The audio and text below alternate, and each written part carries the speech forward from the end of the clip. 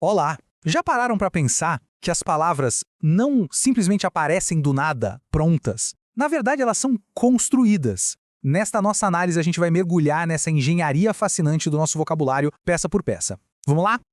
A primeira pergunta que sempre surge é essa. Afinal, de onde elas vêm? Será que brotam do chão? A resposta, olha, é bem mais criativa do que parece. A verdade é que as palavras são montadas como se fossem um grande quebra-cabeça ou um jogo de bloquinhos. Existem as peças principais, a base de tudo, e outras que a gente vai encaixando para criar significados totalmente novos. E para começar a construir qualquer coisa, primeiro a gente precisa conhecer o material, né? Então vamos direto para a anatomia das palavras. Bom, a peça mais importante de todas, a fundação da nossa construção, é o radical. Pensa nele como o coração da palavra. É esse núcleo que carrega o significado essencial. Por exemplo, o radical ter, ele está em terra, em terráqueo, em enterrar. A ideia principal está toda ali, intacta. Depois do radical, vem os afixos. São como os acessórios que a gente adiciona na base para modificar o sentido. Se a pecinha vem antes do radical, a gente chama de prefixo. Se vem depois, é um sufixo. Simples assim. Vamos ver isso na prática que fica mais fácil. Pega a palavra infelizmente. Bem no meio, de base, temos o radical feliz. Aí, lá na frente vem o prefixo in, que nega tudo. E no finalzinho, o sufixo mente, que transforma a palavra num advérbio. 3 pecinhas juntas e uma ideia completamente nova foi formada. Agora que já conhecemos as peças, vamos ver o primeiro grande manual de instruções, o processo de derivação. É o que acontece quando a gente cria um monte de palavras novas usando o único radical como ponto de partida. Os 2 jeitos mais diretos de fazer isso são a derivação prefixal, quando a gente só adiciona um prefixo, como em infeliz, e a derivação sufixal, quando a gente só coloca um sufixo, como em felizmente. Uma coisa de cada vez.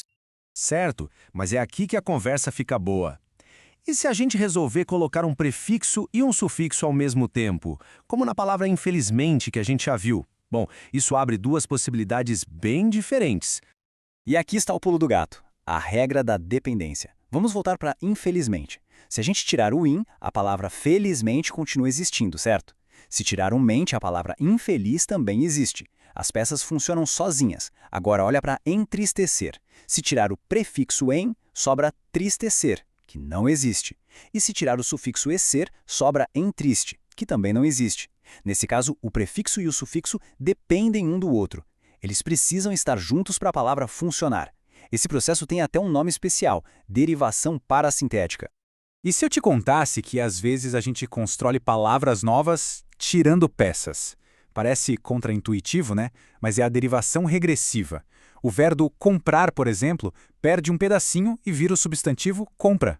É a prova de que às vezes menos é mais. Bora para o nosso segundo grande método de construção, a composição. Aqui o projeto é mais ambicioso. A gente vai juntar 2 ou mais radicais para formar uma super palavra. Na composição, existem 2 caminhos. O primeiro é a justaposição, em que as palavras só se encostam, lado a lado, sem perder nenhum som. Pensa em guarda mais chuva, que vira guarda-chuva. Simples. Já na aglutinação, a coisa é mais intensa, é uma fusão. Água mais ardente se misturam, perdem alguns sons no processo e viram água ardente. Uma se junta, a outra se funde. E para fechar, vamos dar uma olhada nas formas mais, digamos, freestyle de criar palavras. É quando a língua mostra que não tem medo de quebrar as próprias regras e ser bem criativa. E aqui a gente tem um resumão de outros processos bem maneiros. Tem o hibridismo, que mistura peças de línguas diferentes. A onomatopeia, que imita sons da vida real. Siglas e abreviações para deixar a comunicação mais rápida. Os empréstimos de outras línguas. E, claro, os neologismos, que são palavras novinhas em folha. Vamos ver alguns de perto. As onomatopeias são talvez as mais divertidas. São palavras que nascem do som que elas representam. O tic-tac do relógio, o toque-toque na porta, o som já é a própria palavra. Não precisa nem de tradução. O hibridismo já mostra como a língua portuguesa é cosmopolita. A gente pega um bloco de construção do grego como auto, junta com outro do latim como móvel e pronto, nasce a palavra automóvel, uma verdadeira colaboração internacional. E às vezes, em vez de construir do zero, a língua prefere pegar emprestado. Palavras como shopping, deletar e shampoo Vieram de outros idiomas, chegaram aqui e a gente acabou adotando. Hoje já são parte do nosso dia a dia. Isso tudo leva a uma reflexão final. A gente viu que as palavras nascem, se transformam, são criadas o tempo todo. A língua está viva, em constante construção. Então, fica a pergunta no ar.